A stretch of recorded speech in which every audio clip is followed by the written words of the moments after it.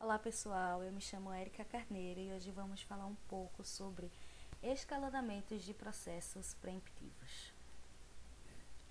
No escalonamento preemptivos, os processos que estão em execução, eles podem, entre aspas, perder o processador e o escalonador pode transferir o uso desse processador para um outro processo, para uma outra tarefa. O processo será retornado depois, posteriormente, e isso pode melhorar o tempo de resposta de um processamento. O escalonador ele pode avaliar todas as tarefas da fila e decidir se mantém ou se substitui a tarefa que está atualmente em execução. A maioria dos sistemas operacionais atualmente, são preemptivos. Os escalonamentos por prioridades. Nos escalonamentos por prioridade, a cada tarefa é associada a uma prioridade diferente. O algoritmo de escalonamento por prioridade define um modelo genérico de escalonamento. Vamos a um exemplo por prioridades, para vocês entenderem um pouco melhor. Vamos usar aqui uma escala de prioridade positiva. Onde os valores maiores terão uma prioridade maior, consequentemente. Podemos ver que quando o T4 ele ingressa no sistema, ela recebe o processador que está executando o T1, que era a tarefa que estava sendo executada. Então, ela volta, T1 volta para a fila do pronto, enquanto o processo T4 ele é executado. E, como que são definidas essas prioridades? Sabe que T1 tem que voltar para a fila do pronto, para o seu quanto, enquanto o T4 ele é executado. As definições de uma tarefa ela é influenciada por diversos fatores que podem ser classificados em dois grandes grupos. Os fatores externos, que são informações providas por usuários ou administradores do sistema, que o escalonador não consegue fazer sozinho. Exemplos de fatores assim é a classe de um usuário, os valores pagos pelo usuário do sistema e etc., e entre outros. E os fatores externos são informações obtidas pelo escalonador com base em dados obtidos no sistema local.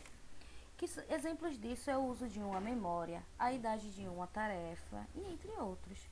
Esses fatores combinados, eles determinam o valor de uma prioridade para cada tarefa, a partir desses fatores internos e externos, e que pode ser uma prioridade estática, que é resumida apenas à opinião do usuário sobre a tarefa, e a prioridade dinâmica, que é a combinação da prioridade estática com os fatores externos, como vai retratar aqui essa imagem. Os fatores externos, que é a classe de um usuário, um valor pago pelo uso de um sistema, a importância de uma tarefa a ser executada, esses são os valores externos determinados pelo usuário, que determinam uma prioridade estática. E os fatores internos, tipo a idade de uma tarefa, o uso de uma memória, o grau de interatividade e o uso de outros recursos locais, são os fatores internos, mais a prioridade estática, que determina uma prioridade dinâmica. Em geral, cada família de sistema possui uma própria escala de prioridades estáticas, tá bom? Um exemplo de um sistema preemptivo é o escalonamento circular round robin. É um escalonamento circular. E é um escalonamento preemptível. E o que define, como a gente falou logo no início, um escalonamento preemptível? São processos, executados apenas durante um quanto de tempo específico. Ele tem uma fatia de tempo, ele tem um quanto, e dentro desse quanto ele vai ser executado. Depois que ele é executado, ele volta para a fila de pronto. Quando um quanto expira, o processo volta para a fila de processos prontos. Passou o tempo dele estar executando. Então, quando o tempo dele termina, ele volta para o final da fila e é um processo circular. Os processos, eles devem permanecer carregados na memória. Os processos de escalonamento circular, eles devem permanecer carregados na memória, pois eles receberão um novo quanto depois que ele for rodado novamente, executado novamente. O tempo de um quanto de um escalonamento circular é mais ou menos entre 10 milissegundos e 20 milissegundos. é muito importante que o ideal seja um tempo médio. Por quê? Ele precisa ser longo o suficiente e o bastante para que os processos interativos façam todas as solicitações de entrada e saída. Assim, todos esses processos em lote continuam consumindo a maior parte de um tempo, como veremos aqui nessa figura.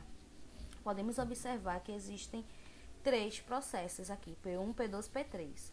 A partir do momento que P1 ele é executado, que ele passa o seu quanto aqui no processador, quando o seu quanto inspira, ele volta para a fila de pronto. O processo P2 será executado. Quando o processo P2 ele for executado aqui, quando o seu quanto inspirar, ele volta para a fila de pronto. Assim será feito como todos os outros processos. E assim eu espero que vocês tenham conseguido entender um pouquinho sobre os processos preemptivos.